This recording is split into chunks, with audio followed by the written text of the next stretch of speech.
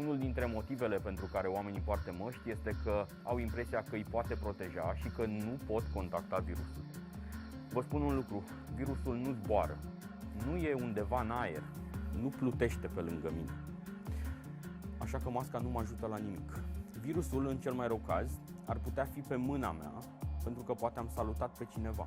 Și de pe mână îl duc pe față în momentul în care o ating.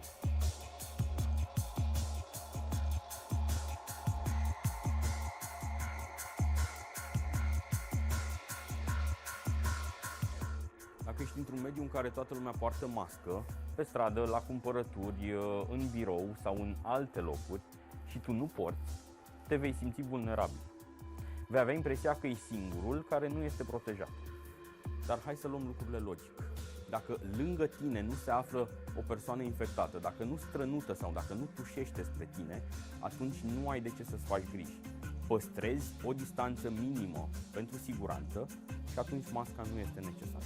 Virusul intră în corp prin nas, prin gură sau prin ochi și se poate transmite de la om la om atunci când atingem cu mâna una dintre aceste zone sau când inhalăm picăturile care au fost eliberate de cineva care este infectat după tuse sau după strănut.